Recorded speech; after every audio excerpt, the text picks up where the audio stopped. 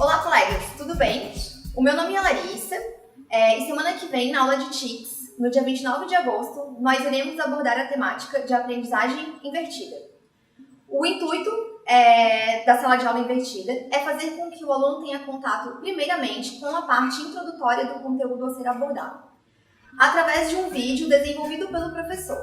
Dessa forma, o tempo em sala de aula, onde o professor estará presente, é utilizado para processos cognitivos mais complexos, como o processo de criação, atividades práticas e atividades analíticas. A sala de aula invertida é uma abordagem que coloca o aluno como foco no processo de ensino-aprendizagem, diferente dos modelos tradicionais, onde o professor é o centro de todo o processo. Como pai e professor, Bergman observou que deveres de casa aparentemente têm pouco significado e utilidade. Tarefas levam muito tempo para serem concluídas. Existem diversas tarefas que muitos alunos não conseguem concluir. Professoras mandam alunos para casa com tarefas para quais eles estão mal preparados para concluir. E as tarefas e deveres muitas vezes têm objetivos que acabam sendo ineficazes para o processo de aprendizagem do estudante. Para que possamos entender melhor essa abordagem, primeiramente a gente vai expor um probleminha de casa. 50% dos pais declaram ter dificuldades para ajudar seus filhos com os deveres de casa, alegando os seguintes motivos.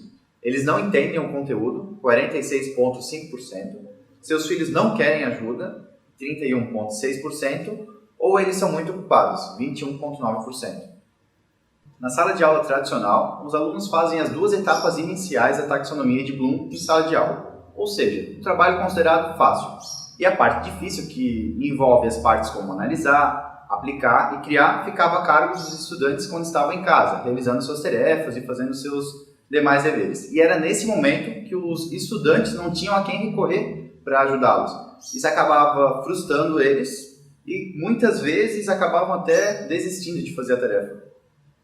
Na sala de aula invertida, a taxonomia de Bloom se inverte e os alunos têm contato com a parte inicial da disciplina em casa. Ou seja, a parte fácil ele faz sem a presença do professor, que é justamente a parte de leitura, a parte interpretativa.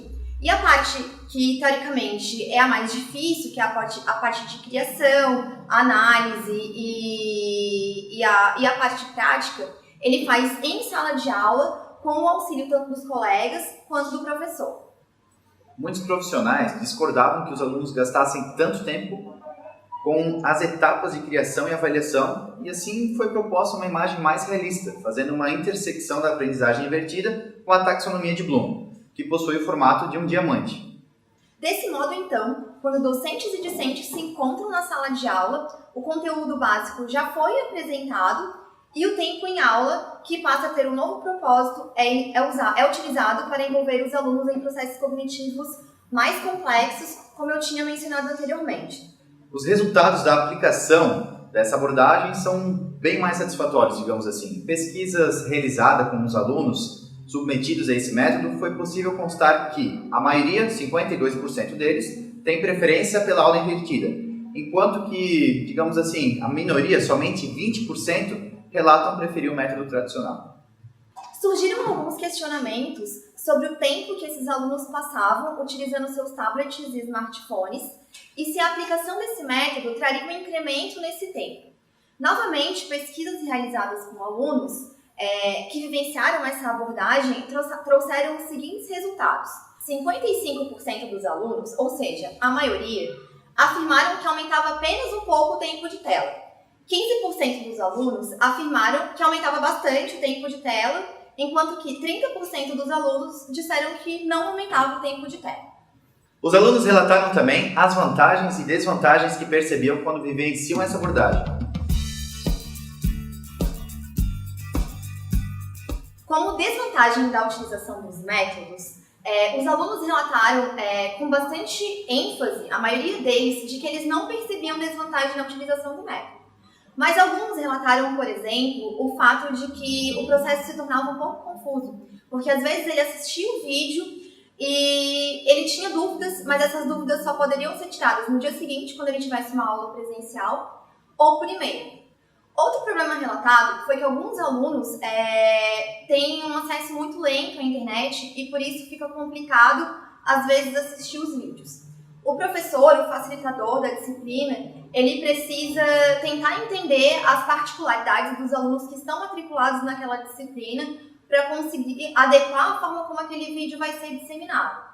Bergman, por exemplo, ele cita um exemplo de uma turma para a qual ele lecionou, que alguns alunos tinham esse problema de acesso à internet e ele sugeriu, então, que os vídeos fossem gravados num DVD, porque todos os alunos tinham um aparelho de DVD em casa. Os alunos aprendem melhor colocando o conhecimento deles em prática em sala de aula e não conseguem assimilar esse conteúdo que está sendo disseminado nos vídeos. Com vantagens, que são a maioria, o autor citou alguns pontos, né? Entre eles, a mobilidade do aluno conseguir estar olhando isso em qualquer hora do dia, quando for mais cômodo para ele, sem a necessidade de ter alguma coisa física, ele está no celular dele, então ele consegue acessar isso de várias formas e ferramentas.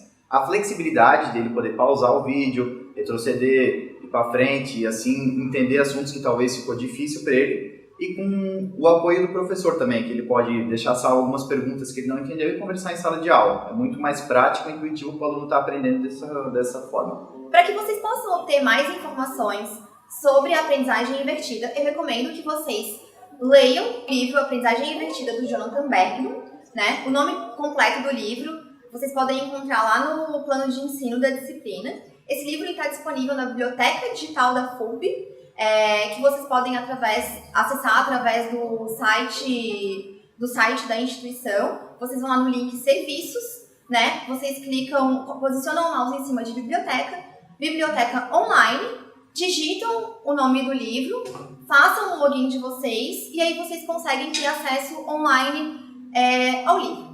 Nós também estaremos enviando pelo Teams o link para o artigo do Dutra, né? Para que vocês possam obter mais informações ainda a respeito dessa questão da aprendizagem invertida. Vocês serão avaliados pelas atividades realizadas tanto em sala como fora dela. Os alunos que concluírem todas as etapas serão premiados. Os alunos deverão assistir o vídeo e responder um questionário online. A etapa seguinte ocorrerá em sala de aula.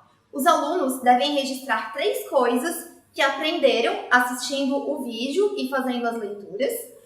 Devem levar também 2 questões para debate sobre o conteúdo do vídeo e mais uma dúvida principal, se houver.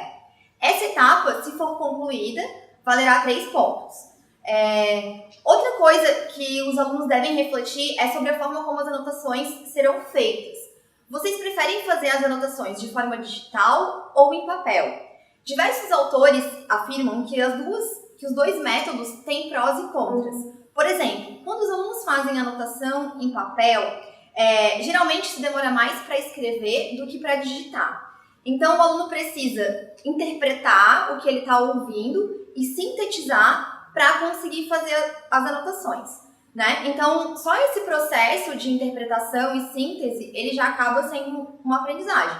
Mas a gente costuma perder os papéis, né? Porém, a gente consegue digitar, como eu falei, mais rápido do que a gente escreve. Então, a gente consegue, por exemplo, digitar praticamente tudo que a gente está ouvindo. Então, a gente não precisa passar por esse processo de sintetização.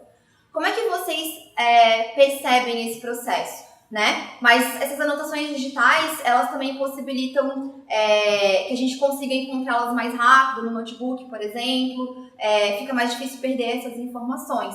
Eu gostaria que vocês comentassem com a gente em sala de aula como é que vocês preferem fazer essas anotações e, na opinião de vocês, o que gera uma aprendizagem melhor.